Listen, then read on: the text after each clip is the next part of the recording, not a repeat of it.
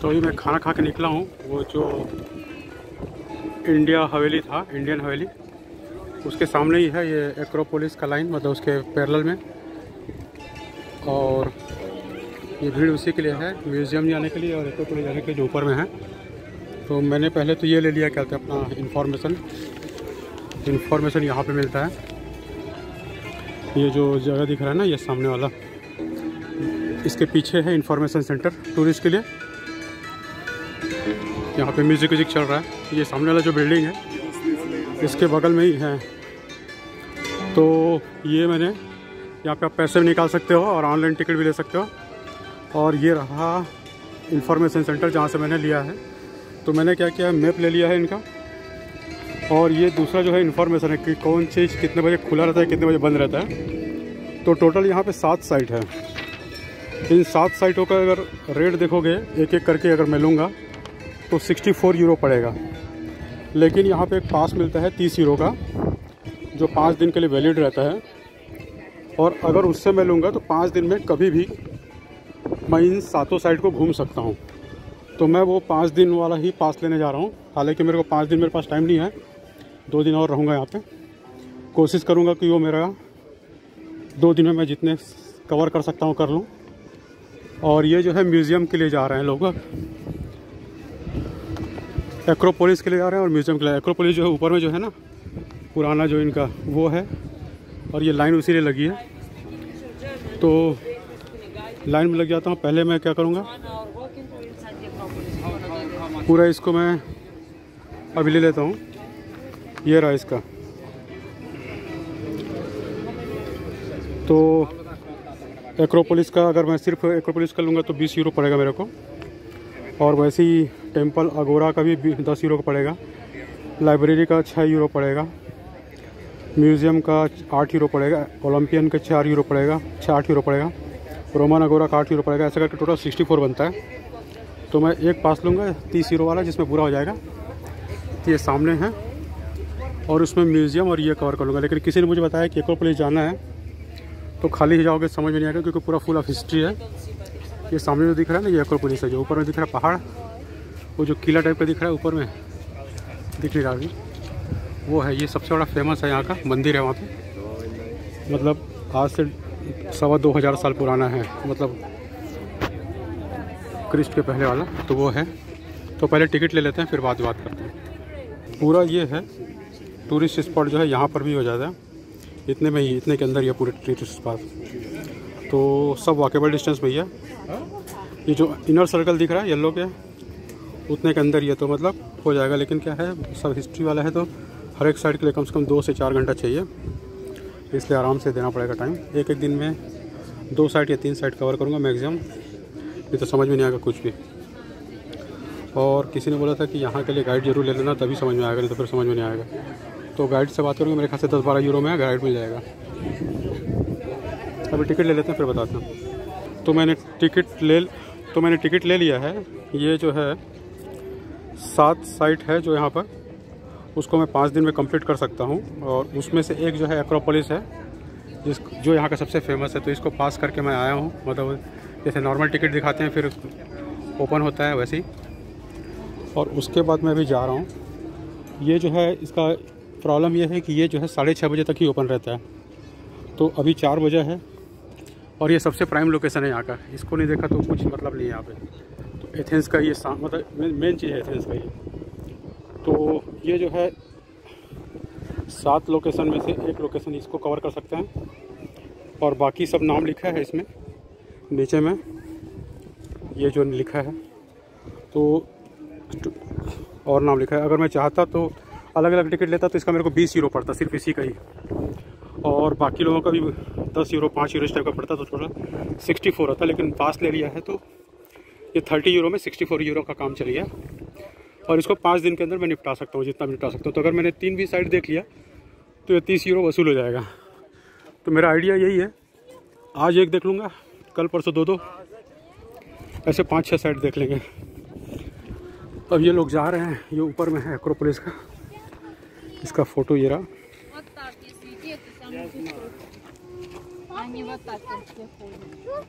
Athens का location देखो, सब तरफ पहाड़ है ये पीछे जो दिख रहा पहाड़ है ना, इस तरफ भी पहाड़ है, चारों तरफ पहाड़ है। और ये पहाड़ के बीच में ये सबसे ऊंचा टापू जो बना है, इसमें उनका किला था, पैलेस था, मंदिर था। ये सब 2000-2500 साल पुराना है, मतलब एक्चुअल ग्रीक एम्पायर के टाइम का। ग्रीक जो है इसकी स्टोरी भी अजीब सा है। ये 1700 साल तक रोमन एम्पायर के अधीन था। मतलब अलेक्जेंडर द ग्रेट हुआ है ना, तो उसके बाद अपने को लगता है कि ग्रीक बहुत पावरफुल था, लेकिन उनके बाद कोई महान शासक नहीं हुआ। तो ये 1700 साल तक रोमन एम्पायर के डायरेक्ट कंट्रोल में था। उसके बाद टर्की जो ओटोमन एम्पायर था, उस्मानिया, उसके अंडर में 400 साल तक था। और 1838 में यहाँ पे फ्रीडम स्ट्रगल स्टार्ट हुआ। उसके बाद फिर आज़ादी मिली। तो करीब करीब ये 2000 से लेकर 2100 साल तक बाहर के लोगों का गुलाम था। तो ये स्टोरी है इसका। जबकि अपने को लगता है कि ग्रीक बहुत बड़ा वो था। अलेक्जेंडर द ग्रेट के बाद कोई दूसरा शासक यहाँ पे ढंग का नहीं हुआ जिसने इस कंट्री को बचाया हो या फिर इस कंट्री के बाहर रूल किया हो। इनफैक्ट अलेक्जेंडर द ग्रेट जो था, उनको भी ग्रीक नहीं माना जाता, वो मैसेडोनिया में पैदा हुए थे। उनकी मम्मी जो थी वो ग्रीक की थी, तो कह सकते हैं कि ग्रीक की है करके। बट टेक्निकली अगर आप मैसेडोनियन आदमी से बात करोगे तो वो बहुत पजेसिव हो जाता है। जैसे क्योंकि एक्चुअल में वो पैदा जो हुए थे मैसेडोनिया में हुए थे, और उनकी मम्मी ग्रीक थी। ठीक है,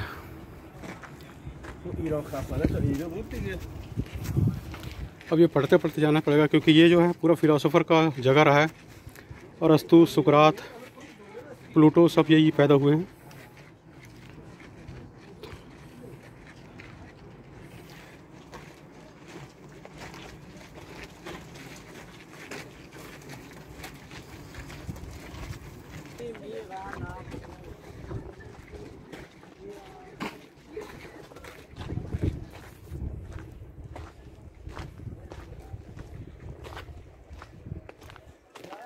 ये एम्पी थिएटर है। ये रोमन एम्पायर का और ग्रीक एम्पायर का एक टिपिकल आर्किटेक्चरल नमूना है। जहाँ भी आप जाओगे, जहाँ भी उन्होंने राज किया है, ये एम्पी थिएटर बनाया है। मतलब खेल का मैदान, स्टेडियम भी इसी कॉन्सेप्ट पे बनता है आजकल। तो ये है, ये इसका पूरा डिज़ाइन यहाँ पे दिया है। थिएटर ऑफ डायोनीसोस ये लिखा हुआ है।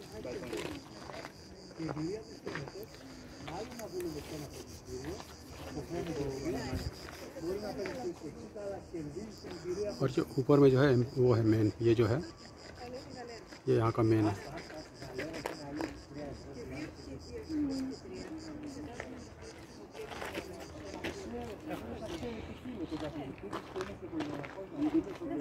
ये सब 300 साल 400 साल BC का है। मतलब ये जो इरा है भगवान बुद्ध के इरा के आसपास का है टाइम, या फिर अपन चाणक्य के आसपास का बोल सकते हैं। अगर इंडिया हिस्ट्री से अपन कंपेयर करेंगे तो जिस समय चाणक्य और भगवान बुद्ध पैदा हुए थे उस कालखंड में ये सब बना है।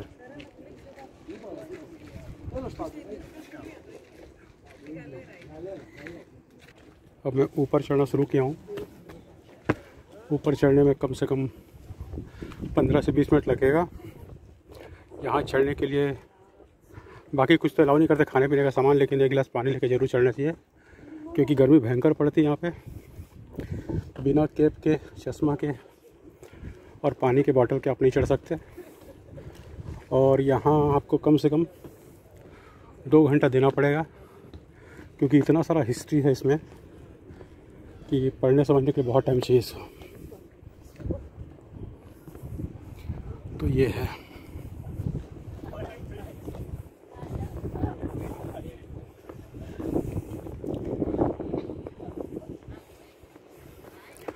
नॉर्मली कोशिश करना चाहिए कि यहाँ पे ऐसे टाइम में चढ़ो, क्योंकि 6 बजे आखिरी एंट्री लेते हैं और 6:30 बजे बंद कर देते हैं। तो ऐसे टाइम में चढ़ो कि आपको 2 घंटा मिले कम से कम, लेकिन सुबह का टाइम के बदला शाम का टाइम मिले, क्योंकि जब सनसेट होता है तो टॉप से सनसेट देखने का मज़ा ही अलग है, इसलिए मैं अभी चूज़ कर रहा हूँ। खाना वाना खा के चल रहा हूँ, इसलिए थोड़ा वो है।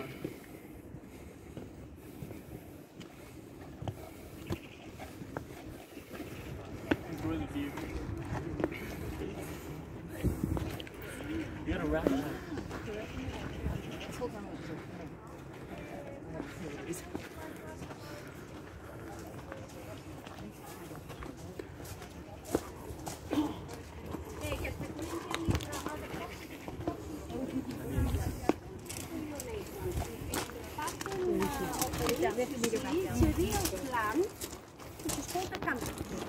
So the ancient Corinthians, they used the pattern of the age of acanthus to ornament the upper body. Yes, the one which is upside down, but you have to imagine the two scrolls at the top. Okay. If the color of the marble looks white, means that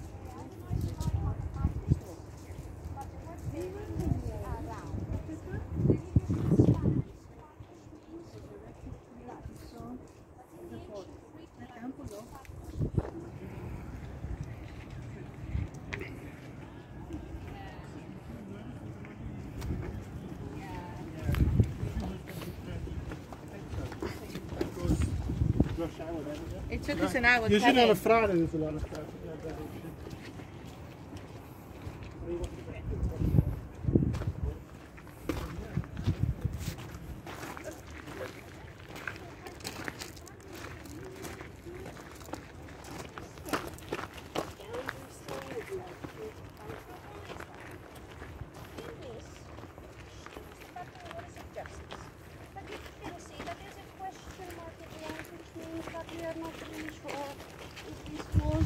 Temple of Themis.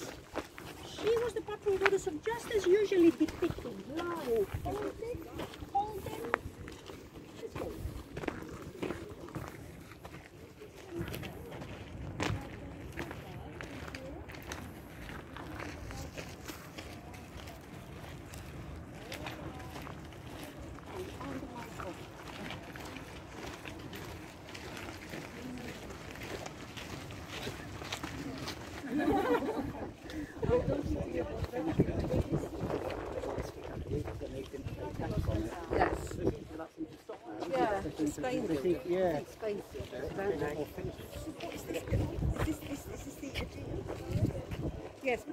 ये दूसरा location है जहाँ पे जाना चाहिए लोगों को, जाते हैं। अलग पहाड़ में है वो, और यहाँ से पूरा सिटी दिख रहा है अभी ग्रीस। तो पहाड़ के चारों तरफ बसा है, मतलब चारों तरफ पहाड़ है और उसके बीच में ये जो मेन एक्रोपोलिस है वो, और यहाँ से पूरा सिटी दिखता है।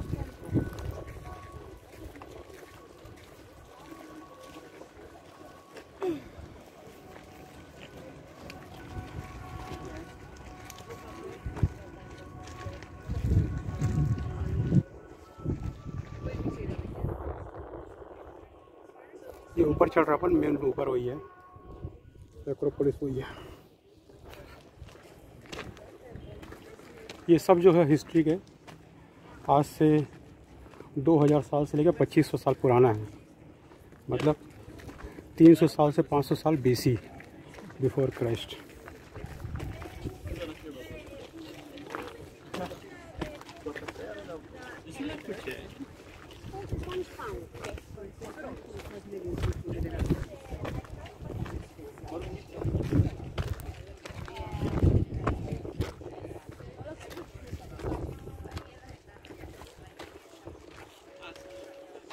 ये एक दूसरा एम्पी थिएटर है।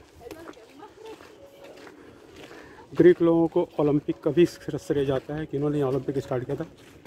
ये देख रहा हूँ, ये अभी भी इसको यूज़ करते हैं ये लोग।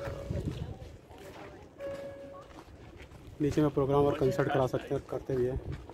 तो ये है, अभी भी इसका सेफ है, जबकि 2000-2500 साल पुराना है ये।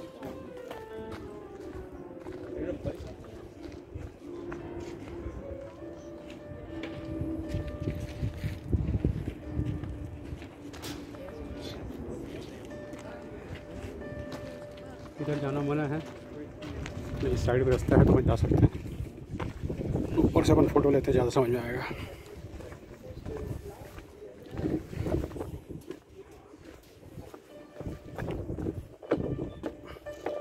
यहाँ से देखो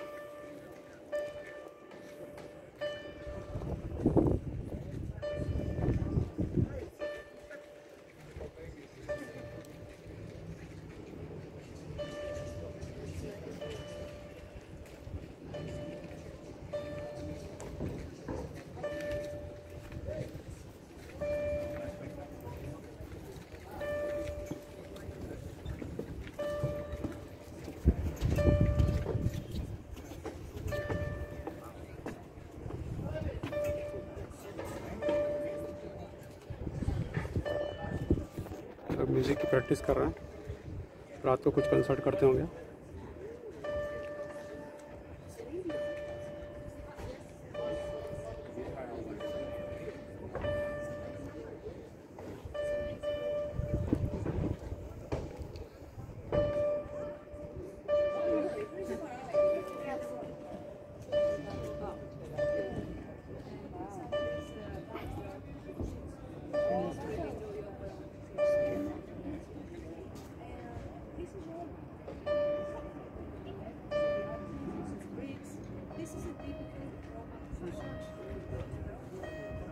ये रोमन लोगों का है, रोमन लोगों का ये टिपिकल स्टाइल है। एम्पी थिएटर बनाना, ग्लेडिएटर सब फाइट कराना, ये सब आपको रोम जाओगे तो वहाँ भी आपको दिखेगा ऐसे ही। लेकिन ये कुछ ज़्यादा ही ऊपर है, बहुत ज़्यादा ऊपर है, मतलब प्रॉपर बैठने के बनाया। छोटा सा देखिए कितना चढ़ाई है, एकदम छोटा सा रेडियस में। चलो ऊपर चढ़ना चाहिए, ऊपर में मेन जो है। और ये सब ना यहाँ पे ओलिव बहुत है, क्योंकि ये जो क्लाइमेट जो है ना यहाँ का मेडिटेरियन है। मेडिटेरियन मतलब अगर आप मिडिल ईस्ट जाओगे तो वहाँ भी आपको ऐसे पेड़ पौधे मिलेंगे, और क्लाइमेट भी ऐसी है। सिर्फ वहाँ थोड़ा रेगिस्तान ज़्यादा है, यहाँ रेगिस्तान नहीं है, बट यहाँ का पत्थर भी, यहाँ का मिट्टी भी वैसे ही है। हरियाली नहीं है यहाँ के पहाड़ों में। ये सामने का 2-4 पहाड़ को छोड़ दो, अदरवाइज़ जो पहाड़ है ना वो सब ऐसे ही मरुस्थल टाइप का है, डेजर्ट वाला। ये देखो यहाँ से पूरा दिख रहा है एम्पी थिएटर का, एकदम कुआं टाइप का बनाया है, कुछ ज़्यादा ही स्टीफ है। और मेरे ख्याल से यहाँ पे प्रोग्राम करते हैं लोग रात को, लाइटिंग वाइटिंग है, और वो म्यूज़िक की तैयारी करते हैं लोग, तो यहाँ पे प्रोग्राम होता है। और ये पूरा ब्रिज दिख रहा है यहाँ से। ऊपर चढ़ रहा है, हवा भी अच्छा आ रहा है, ठंडा ठंडा। वो पीछे में जो है वो समुंदर है, पीछे में समुंदर।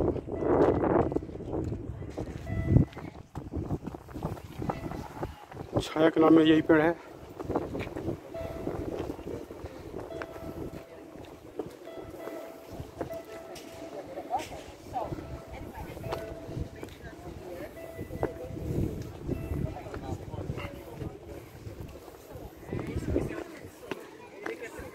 और ये मेन ऊपर चढ़ने का है, सब चढ़ रहे हैं यहाँ पे। ऊपर में पानी भरने का है, जिसका बॉटल ख़त्म हो गया पानी भर लो। बट और कुछ नहीं मिलेगा, तो मेरे ख्याल से हर आदमी को पानी का बॉटल तो लेके आना चाहिए, क्योंकि चढ़ाई और भयंकर धूप है। गलती से भी यूरोप समझ के मत समझना, मतलब ये समझ लो जयपुर या आगरा में जैसे लगती है गर्मी, उस टाइप का है। तो बिना पानी में आओगे तो हालत खराब हो जाएगा।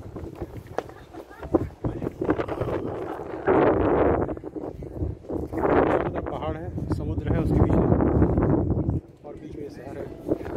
शहर भी देखोगे तो ऊपर नीचे है, क्योंकि ये पूरा क्रीक का 80% जो लैंड है वो पहाड़ी है। और वो पहाड़ जो है, इस पहाड़ को छोड़ दो, पता नहीं ये पहाड़ इतना ग्रीक क्यों है। अदरवाइज पहाड़ ऐसे हैं पूरे ग्रीक के। तो जैसे नासिक का पहाड़ है ना, मतलब पेड़ पौधा नहीं है और बस पहाड़ी है, उस टाइप का पहाड़ है पूरा ग्रीक में, मैंने देखा है। पता नहीं इसमें क्यों इतना पेड़ है, कुछ तो कारण होगा, या चारों तरफ पानी है इसकी वजह से होगा। बट अदरवाइज़ इसको छोड़ के बाकी मैंने नहीं देखा किसी में जितना इतना हरियाली और ग्रीनरी हो। इस टाइप का ही पहाड़ मिलता है। अभी ऊपर आ गए अपन, एकदम लास्ट में आ गए हैं।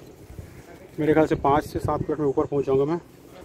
एक्रोपोलिस जो यहाँ का मेन है, जिसको स्तंभ बोलते हैं, ये 2-3 बार डैमेज हुआ है पहले, लेकिन बाद में हर बार इसको वापस उन्होंने रिनोवेट किया, तो है ऐसा।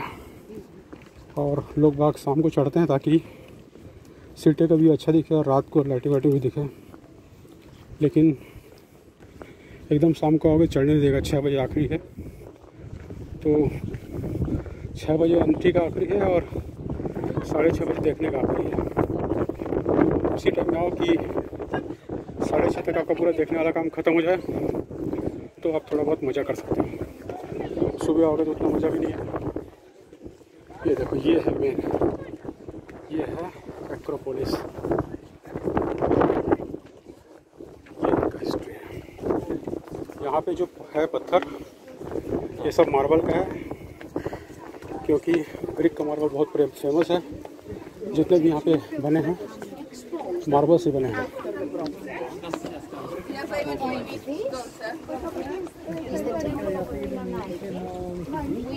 तो ये मंदिर है।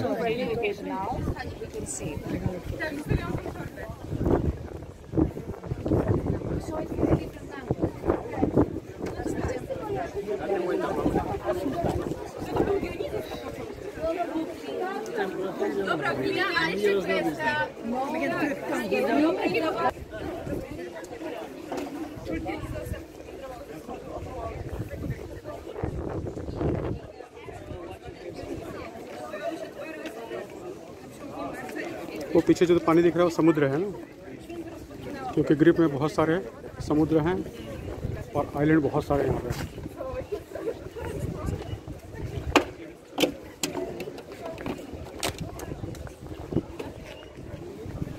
Bueno, acá estamos en la entrada a la Acrópolis.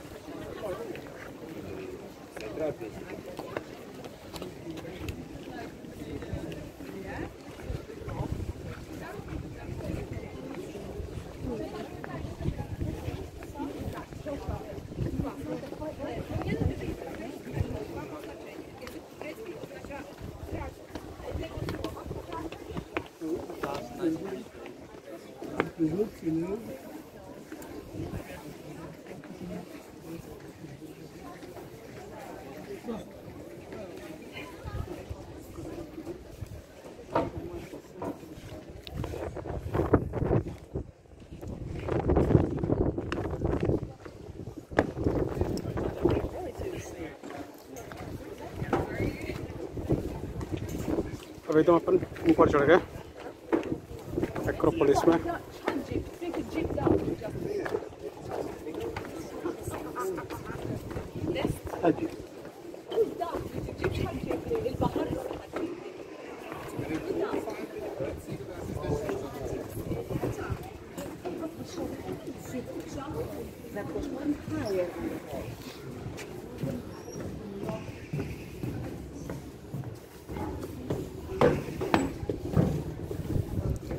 ये यहाँ का सबसे पॉपुलर जगह है।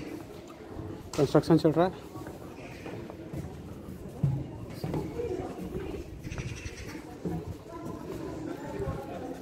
किसी को देखने आते हैं सब।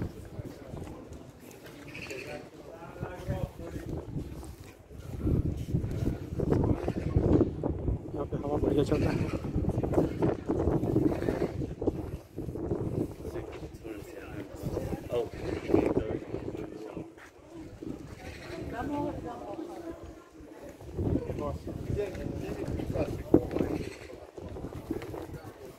ये है मेन एक्रोपोलिस। पोलिस मीन्स शहर, एक्रो मीन्स कई मतलब होते हैं, ऊपर, ऊंचा, इस टाइप का। तो ऊंचा में जो शहर बसा है सबसे टॉप में, वो एक्रोपोलिस। तो किसी ज़माने में ये उनका सबसे बड़ा, इस आइलैंड में एकदम पहाड़ी के ऊपर ये शहर था और यहाँ पे मंदिर था।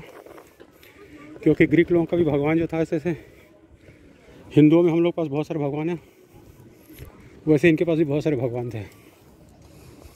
तो पानी का भगवान, हवा का भगवान, खूबसूरती का भगवान, धन का भगवान, बल का भगवान, हर तरह के भगवान थे। तो उनमें से भगवान जब रोमन लोगों ने ग्रीक को और इस जगह को 1500 साल तक राज किया, वो लोग टीचर्स इतने ज़्यादा इन्फ्लुएंस हुए कि उनके पास बहुत सारे भगवान थे और वो सब भगवानों के नाम इनसे ही इंस्पायर्ड थे, लेकिन नाम सबके अलग अलग थे। तो रोम लोगों के पास जो भगवान थे उनके पास भी बहुत सारे भगवान थे और सब भगवान लगभग ग्रीक भगवान टाइप के थे, लेकिन सबका नाम अलग अलग था। बाद में ये सब क्रिश्चियनिटी के पहले की बात कर रहा हूँ, तो ऐसा हिस्ट्री है। देख रहे हो ये, चूँकि यहाँ पे बहुत सालों तक राज किया तो इनका जो इन्फ्लुएंस है बहुत ज़्यादा दिखता है आर्किटेक्ट में और खान पान में। तो ऐसा है story.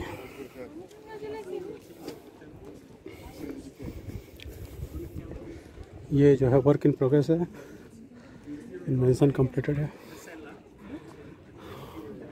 Pronounce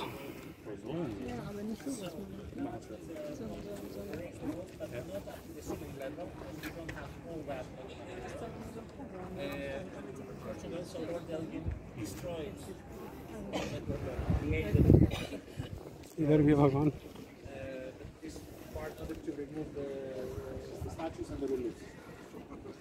They're also reconstructing the ceiling of the western column.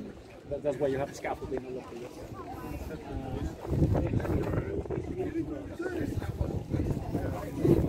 ऊपर में आ जाओगे तो इसको ये जो मंदिर है इसकी जो छाया है उसी के अलावा और कुछ छाया नहीं है।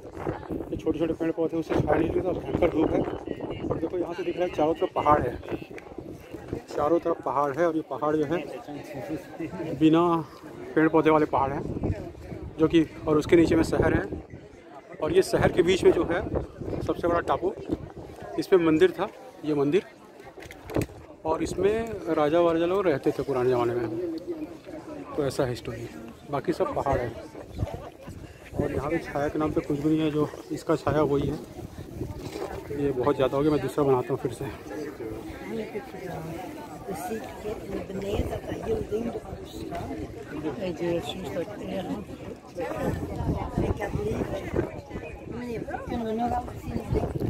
बहुत सारे मंदिर हैं।